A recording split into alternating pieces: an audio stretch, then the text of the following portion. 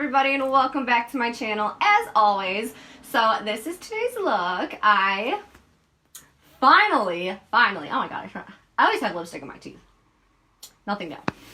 Finally got the Wired palette by Urban Decay. I was so excited to get this. My mother actually surprised me with it the other day, so I was like, ooh, thank you, mama. So shout out to her, love you. The colors in here, absolutely insane. It's like the cousin to the Electric palette, if you guys have that. I will say a little disclaimer, and it states it on the box if you do read the fine print, and it also states here. These ones, these 6 colors in here, it does say for face, body, and eyes, where these 4 say for face and body and not the eyes. And the reason why these 4 are not eye safe is because there are ingredients that typically are not safe to apply around the eye area.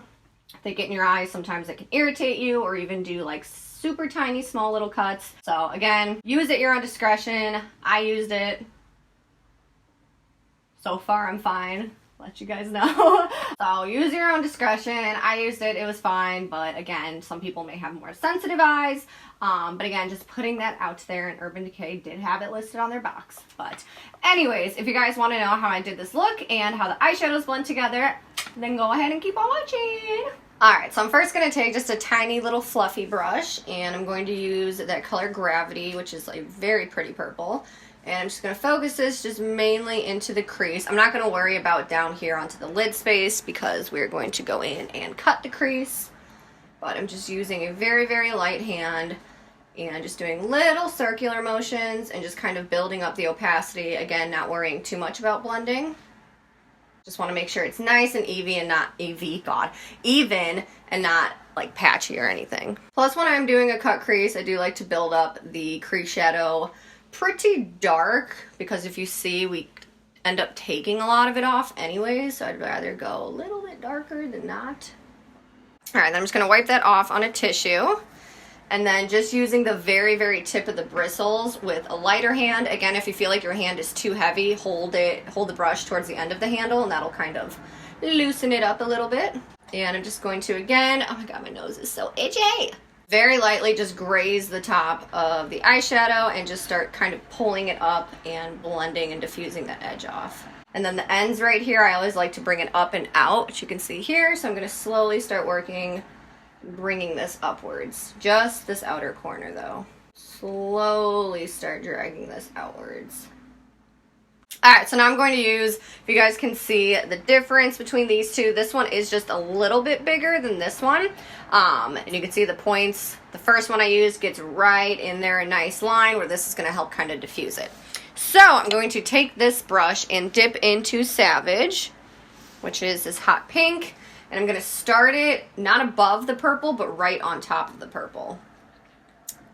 And start mixing those 2 colors, and then we'll slowly, again, the same process, start bringing it up higher. This is a really good way to get like a seamless blend. I don't know if you guys can see right in here, it's a little bit patchy, so taking the first brush, dipping it in the purple literally just once, and I'm just going to go in and fill in this little patchy area. And then again, slowly starting to bring this up and outwards. And then wiping that brush off and just going back and forth and back and forth. I'm going to pick up just a little bit more of that pink though. Knock off the excess. And then I'm going to start bringing it up just a little bit higher than before.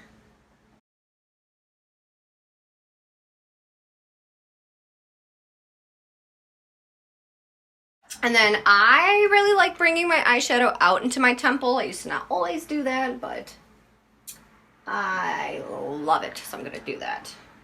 And again, just filling in any of the patchy areas. If you are having a hard time blending the patchy areas, honestly, sometimes what I'll do is just take a very small amount of eyeshadow and literally just kind of stamp in the eyeshadow rather than just trying to blend it. And voila. Alright, so again, just going back and forth, really making sure this blend is nice and seamless. Once we get the opacity that we want, then we can go in and cut the crease. But like I said, always add a little bit more than what you think you're going to need because you're going to take off way more.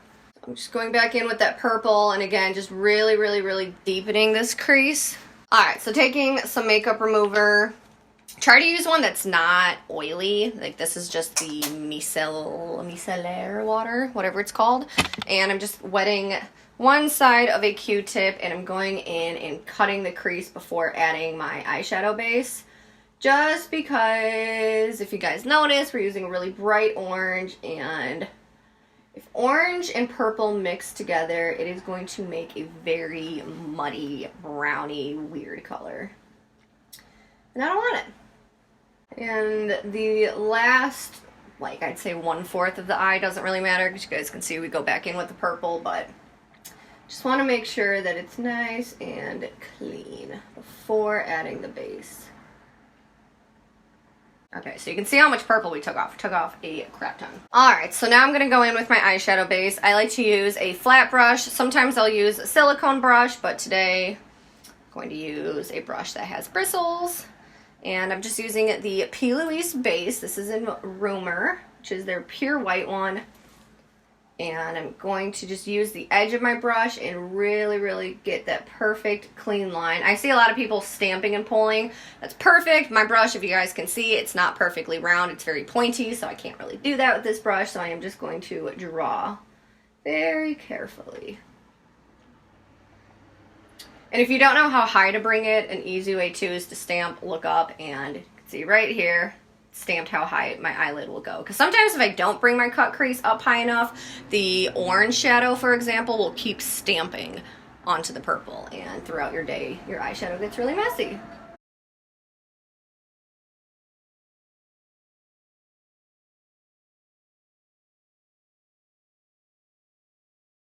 And then as for the end over here, I'm just going to kind of take my finger and blend that off. And I'm just trying to make sure that both shapes are even. This one I do see is a little bit lower, but oh well. It's fine to have a wonky eye sometimes. Alright, then taking a flats brush that is rounded, and I'm going to start with the color Switch, which is the lighter orange.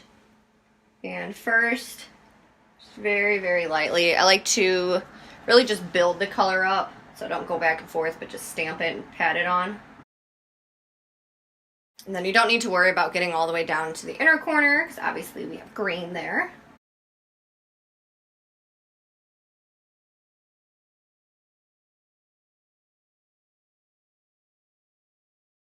Alright, and then now going in with the color Slow Burn. Just a little bit more of a reddish orange.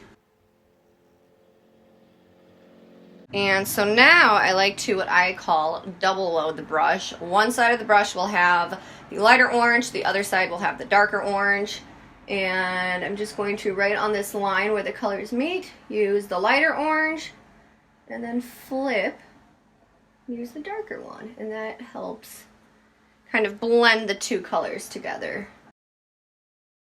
And then going back in with the darker orange and just filling in this little gap right here. Alright, now going back in with the first brush we use, the smaller fluffy brush, and then grabbing Gravity, which was that purple color we used, the very first one, and I'm going to start on the outer V, or the outer corner, and you guys can see I'm just kind of making a line, and this line will be the line that I follow all the way out. Typically, rule of thumb is if you're bringing eyeshadow underneath your eye, you want to line it up with how far down you're bringing the eyeshadow. So I'm bringing it, just you can see, just a little bit past my waterline, if this were to continue up. And then before I bring it up and out, I am just going to slowly start tapping it and flicking it inwards to kind of help blend that together. And I like to always bring, instead of the eyeshadow like this, I like to kind of bring it inwards at an angle. Okay, so now we can slowly start flicking this upwards, using circular motions, whatever it is you need to get that eyeshadow moving. And so here you can see it is a little lackluster, so I'm just going to pick up a little bit more purple and just kind of diffuse where the cut crease will end, so that way it just looks like it just kind of fades out into nothing. And then because this brush is, like I said, it's smaller and stiffer, so it is going to create more of a heavier line, I'm going to go switch and use the larger fluffy brush, which is the same one we used for the pink. And there's nothing on here, and I'm just, again, picking up, flicking out. I don't want to add any more right now, unless if I need to, which I might, because it's looking a little bit patchy. Which is okay, though, because it's salvageable. So I just picked up just a tiny bit more purple to kind of fill in right in here. And then I am going to go in with one more layer of that hot pink on top, because I feel like we lost some of it. Granted, I did bring this eye way out further than this eye, so maybe I should bring that a little bit out. Oh my god, it looks like I have wings now. Okay. Okay, cool. Last thing for the actual top of the eyelid, I just want to add a little pop of a highlight. So I'm going to take, this is the Moonchild palette by Anastasia, and I'm going to be using the color Pink Heart. And this is just a like flat, fluffy brush. Putting that right on top is a little, just a little something, something. And then I like to bring it through up here, on like where my arch of my eyebrow would be. Okay, and then lastly, I'm going to take just a little bit more of the eyeshadow base, because I did bake my under eyes, so they're pretty powdery. And I'm just going to put just a little bit of this base on my lower lash line, just so that way the vibrancy of the colors down here match the top. And then just going in with Gravity, then mixing that with Slow Burn, which is the red-orange. So it kind of turns it pink right here. And then going in with Switch, which is that pure orange. And then I'm going to go in one more time with the base and just put that right here in the inner corner. Don't need a lot of it, just a pop of it. Kind of help that green eyeshadow pop out a little bit more. And then now I'm going to take the color Jolt, which I will say, I don't know why I thought it was going to be brighter. I mean, it looks exactly how it looks in the pan, but it's still a very pretty color.